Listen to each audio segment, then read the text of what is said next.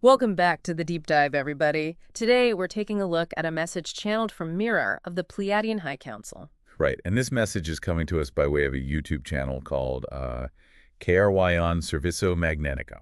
Okay, cool. And so, who exactly is this message for? Is it for everybody or a specific group? So this one is specifically addressed to, well, they use a couple different terms, ground crew, starseeds, basically folks that feel like they're here to help out with Earth's, ascension process.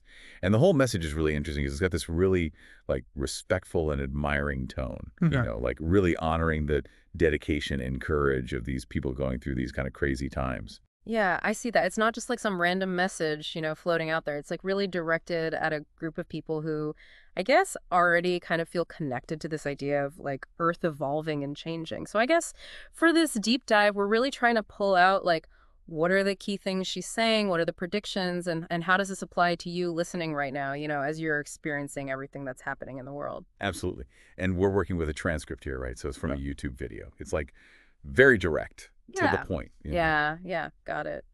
So jumping right in then, it seems like this message starts off by emphasizing how like unique and important this moment in time is. Yeah, for sure. And it's really hammering home the idea that, like, this is not just any old awakening. Right. Like, this is a huge, unprecedented era. Truth is unfolding, according to some kind of divine plan. Earth's ascending to a, like, higher state of being. It's even, talking about a golden age of light. Yeah. What's really wild, though, is this idea that there's this tangible, Mm. revelation energy, Okay. like it's in the air.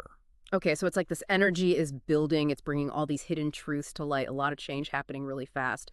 And she's saying this right up front, right in the beginning. Exactly. And it's all tied to this whole idea of starseeds and light workers, the folks we were just talking about. Yeah. The people this message is for. They're the beacons of light, right? Yeah. Like they're crucial in this whole process. And I think this is so fascinating because it's like she's saying, you chose to be here right now. Like you came to Earth for this. There's this real sense of purpose.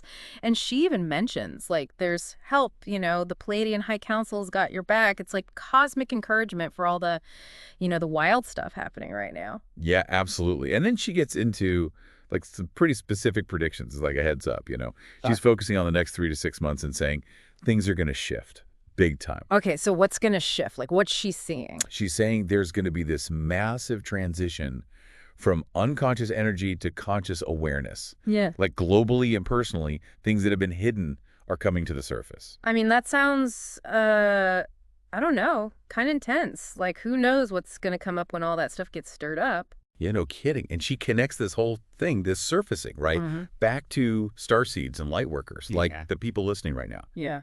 Because she's saying, you're carrying this high frequency light, and that's what's stirring everything up. It's like she even uses this analogy, right? Oh, yeah. I love a good analogy. What is it? She compares you, like your light, to shining a light into a dark room.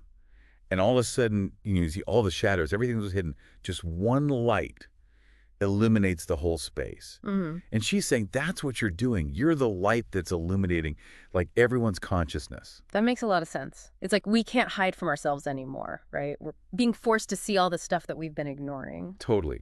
And, even without you saying anything, your energy, your vibration, it's prompting people to remember, to wake up. Okay. But I have to imagine that all this truth coming out, it can't be easy, right?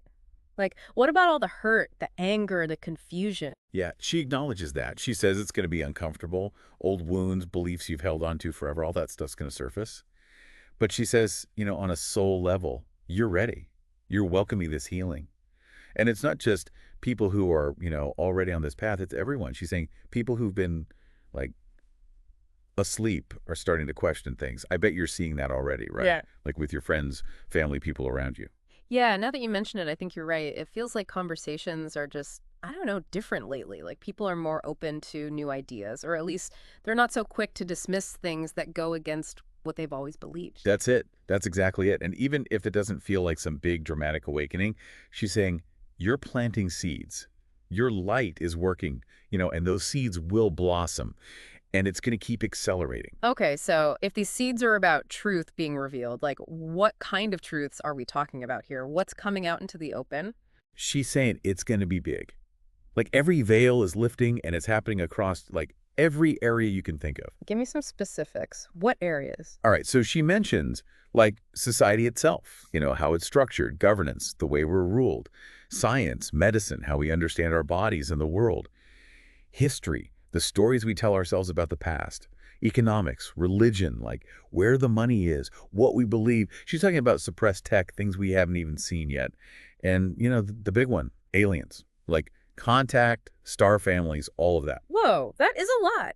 And I mean, some of that stuff is pretty controversial, right? Like imagine, I don't know, the government coming out and saying, yeah, we've been talking to aliens. Or, scientists admitting they were wrong about, I don't know, the Big Bang or something. Exactly. And she's not sugarcoating it. She says this is going to be overwhelming for people, like shock, anger, confusion, betrayal. Our whole understanding of the world's getting turned upside down. I can only imagine, like everything you thought you knew was a lie, or at least, not the whole truth. It's tough.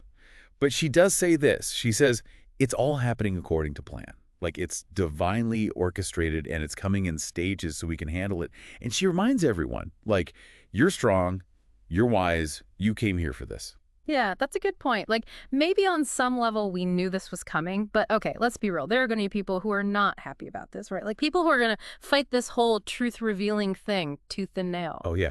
She talks about that, too. She says, all the systems, the people in power, they're going to resist like crazy. They've built their whole lives, their control on the old stories. Makes sense. Like, if you're a politician and your whole platform is based on, I don't know, denying climate change, and then suddenly it's undeniable, I mean, what do you do? You dig in, right. Yeah. Or you get left behind.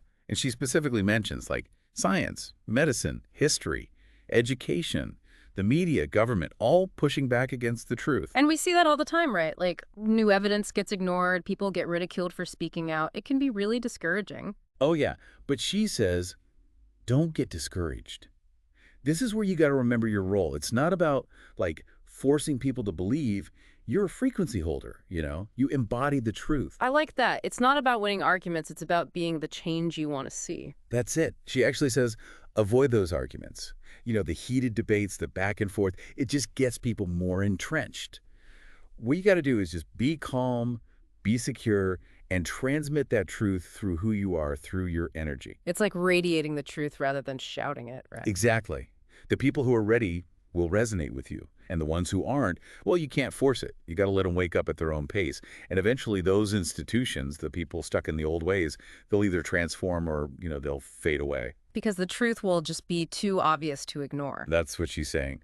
Truth always wins, and you're part of that victory just by being you. And that actually leads into her next point, which is all about personal elevation.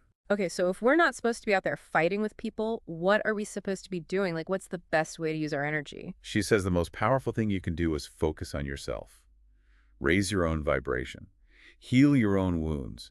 Expand your consciousness. Makes sense. You can't pour from an empty cup. You got to take care of yourself first. Absolutely. And she's saying, each soul will awaken when they're ready. You can't do the work for them. So when you take care of yourself, when you heal and grow, it's actually a gift to the whole world. Okay, so how do we actually elevate our vibration? Like, what are some practical steps? She suggests meditation, prayer, getting quiet and connecting with your inner guidance. Also creative expression, doing things that bring you joy, letting your true self shine through. And nature, spending time in nature, grounding yourself, raising your vibration. Basically, anything that connects you to your higher self, anything that aligns you with love, peace, gratitude. I like that. It's not just about sitting on a meditation cushion all day. It's about finding what fills you up, what makes you feel alive. Exactly. And when you do that, you become this, like, shining beacon of light. And that light naturally influences those around you. You don't even have to try. It's like your energy does the work for you. Exactly. And, she gives these little examples, right? Like just your presence in a room can shift the energy. Or your smile can brighten someone's day. It's all about the vibration you're putting out there. Okay, I'm feeling really inspired right now. But like, with all this crazy stuff happening with the shadows coming out, it's easy to feel overwhelmed, Yeah, I hear that. But guess what?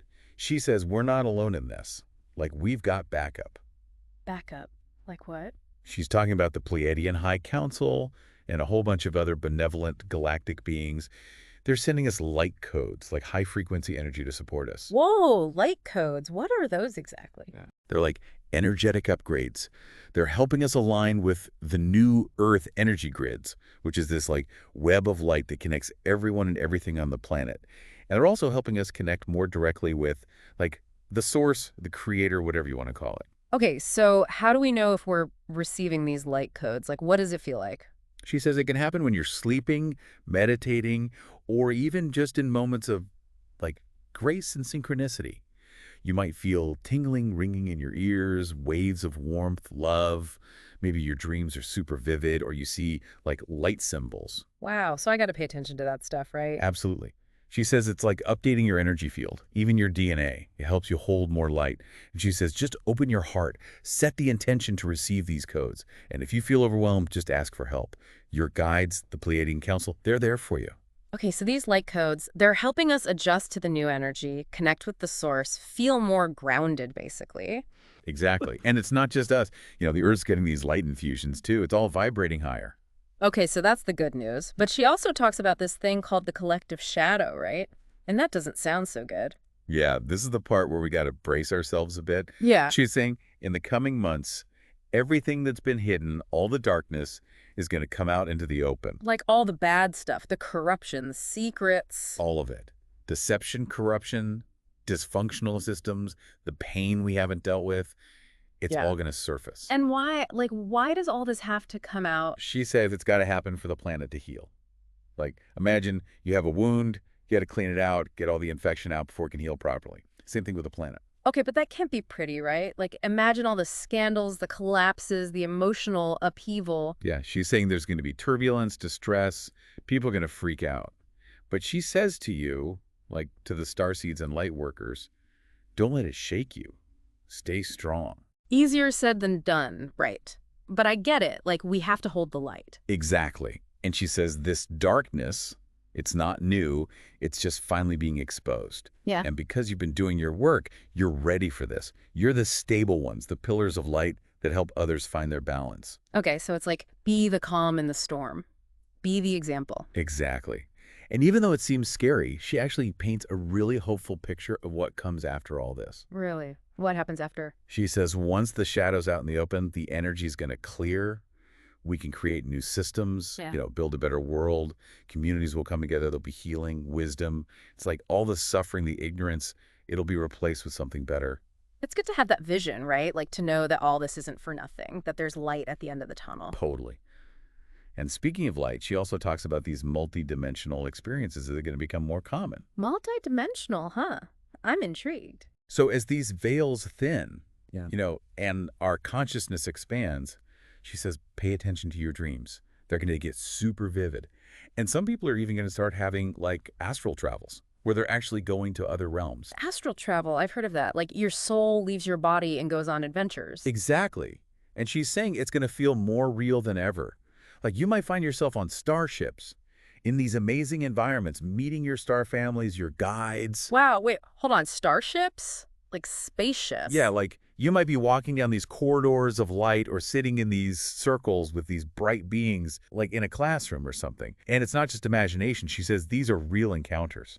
So while our bodies are sleeping, our souls are out there learning and connecting with other beings. Exactly. And you're receiving guidance, healing, training, like you're actually doing work on another level. You might even be going to council meetings or getting energy upgrades in some kind of healing chamber. Wow, that's wild. But if I don't remember any of this, does it even matter? Well, she says that as the barrier between dimensions gets weaker, you might start getting memories of these experiences, like snippets of conversation, lessons you learned, or just this feeling of being in a different body.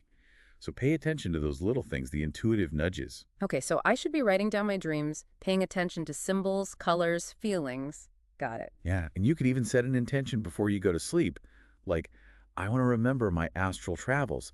The more you pay attention, the stronger your connection to these other realms becomes. It's like remembering who you truly are, right? Yeah. Beyond this physical reality. Okay, so we've got a lot to process here. A lot of external changes, internal changes, multi-dimensional stuff. It's a lot. It is a lot, and that's why she brings it back to the basics, the inner work. She says, no matter what's happening out there, You got to keep doing the work on yourself. Because everything's connected, right? What we do inside ourselves affects the whole world. Exactly. And she's saying, just as the collective shadow is coming out, your own shadows, your patterns, your limiting beliefs, they're going to come up too. It's all connected. The outer reflects the inner. So the chaos out there is a reflection of the chaos inside us. In a way, yeah. And she says, when you feel triggered, when you notice those old patterns, take a pause. Ask yourself, what's trying to be seen here? What am I learning? Every challenge is an opportunity for growth. So instead of reacting, we observe, we get curious. Exactly. Like, let's say you're feeling abandoned. Maybe there's a part of you that's still holding on to that old hurt, and it's trying to get your attention. Or maybe you're being super critical of yourself. She's saying these are signs that there's something deeper going on.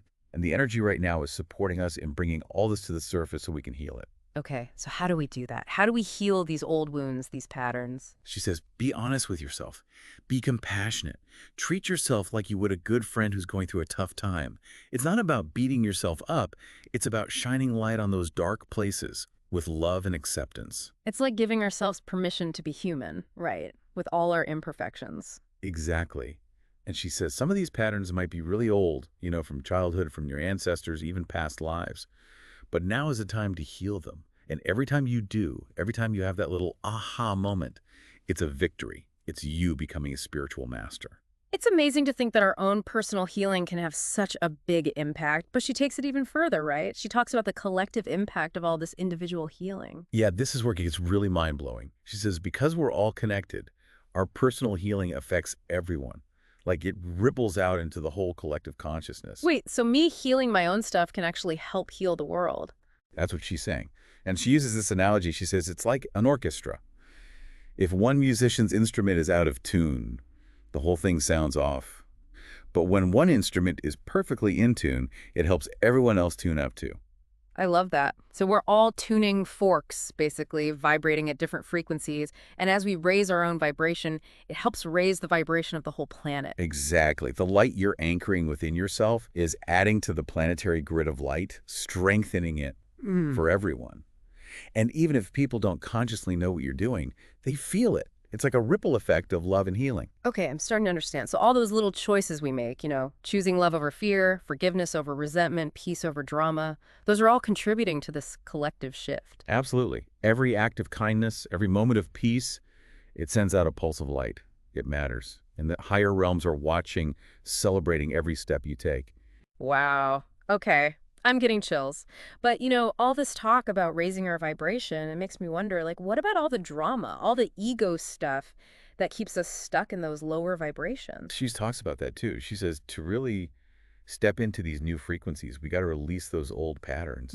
The drama, the emotional reactions, the ego-driven need to be right, to be a victim, to be I superior. feel like we're addicted to the drama, right? Like we don't even realize how much it's running our lives. Totally. But she's saying you're training to be a master. You're learning to observe all that drama without getting sucked in. Like imagine it's a play and you're sitting in the audience, you can see what's happening, but you're not on stage getting all worked up. That's a great image. So when that trigger comes, that urge to react and get caught up in the drama, what do we do? She says, first, recognize it. That's your ego talking, not your true self. Then take a breath. Center yourself in your heart. You have a choice. You don't have to react. It's like taking back your power. Right, choosing a different response. Exactly. Like someone says something mean to you. Instead of snapping back, you choose kindness. You release that density. You clear those old patterns. And every time you do that, you remember who you really are, this being of love and light. And the more we remember, the stronger we become. Exactly. And eventually, those triggers, they lose their power. What used to throw you off balance, you can just witness it with peace. That's mastery. And she's saying, this is what you came here to do, and you're doing it. You're on the threshold of a new earth, and it's going to be glorious. That's so beautiful. It gives me so much hope. Me too. And she ends the message with this, wave of love. She's saying the Pleiadian High Council is so proud of us. They're celebrating our progress. Our galactic family is watching over us. We're not alone. It's like having this whole team of cosmic cheerleaders, supporting us every step of the way. And Mira, you're sending her love, her light, her support. She's saying we're creating a beautiful future together. We are one. And she wishes us peace and joy for all that's to come. What a powerful message. It really is. And on that note, I want to leave you with one last thought. As you go about your day, as you witness all the changes happening around you, ask yourself, are these the signs of the awakening, the revelations, the shifts we've been talking about? Because it's happening. It is. Thanks for joining us on this deep dive. Until next time.